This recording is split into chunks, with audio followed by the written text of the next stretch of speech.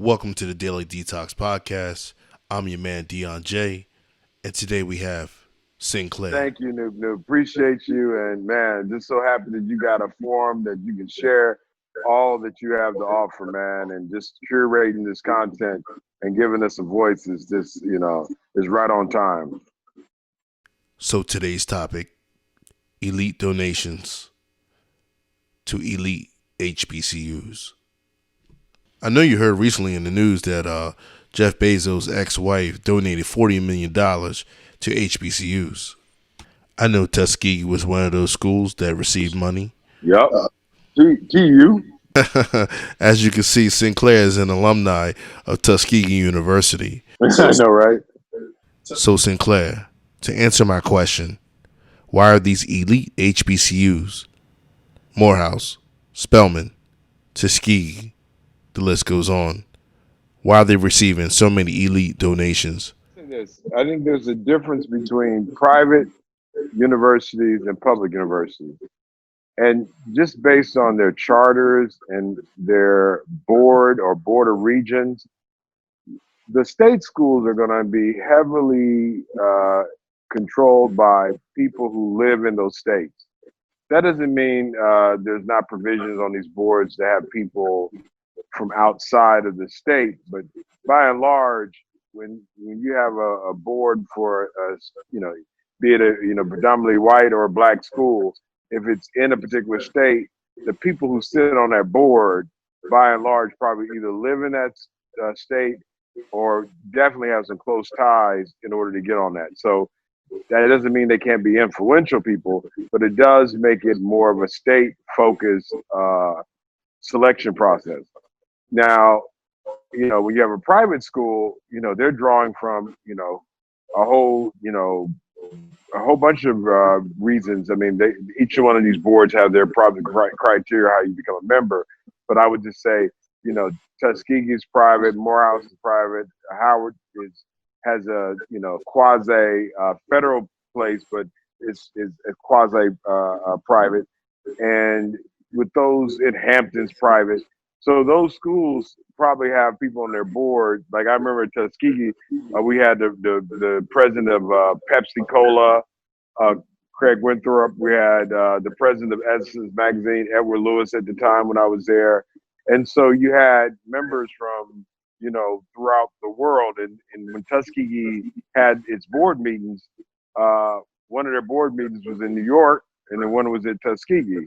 But they always had a external view, and even with historically, when we look at the United Negro College Fund, it was actually a president of Tuskegee, Frederick Patterson, that helped organize that organization.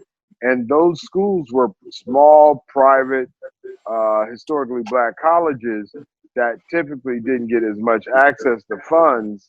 So what they said was, if we all, including Tuskegee, join in this pot, what we'll do is be able to leverage the bigger name schools in a way that all the schools could benefit, because the UNCF would benefit from fundraising collectively.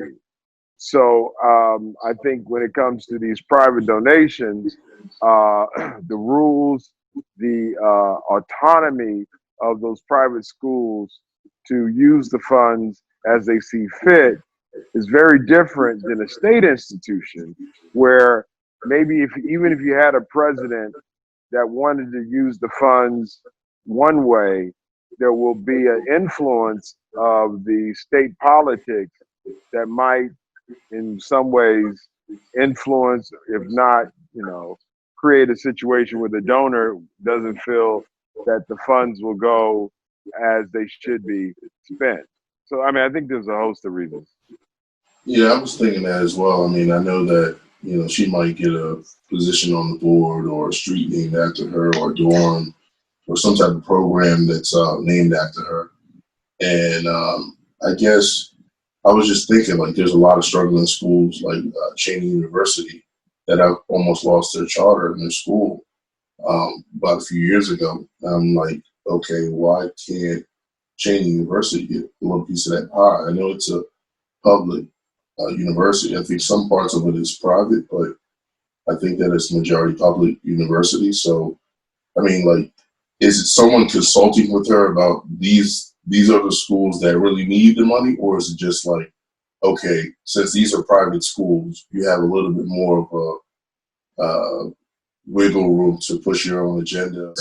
Yeah, I think you're right. I think when you're dealing with private institutions, there's less earmark, less regulatory, less layers of bureaucracy, and again, like schools like Cheney, like, I want to say it's Cheney State. I think it is state. So I don't want to be guessing on that, but I'm just saying again, you're not just dealing with a discrete board of, let's say, 12 or 20 and 15 people and a president.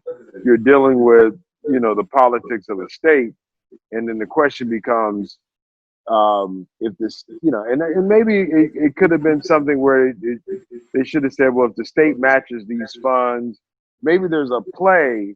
But again, you see, once you start dealing with these, like, governments suck, bro. I've dealt with politics, bro, and been slaughtered in every newspaper with it. And I'm telling you, dealing with these states, these governments, and the shenanigans could make a private individual with money just say, you know what, I'll pass on that and go with, the people who can just name a street after me without, well, not necessarily a street, a dorm at least, after me, and not even worry about the rest of it.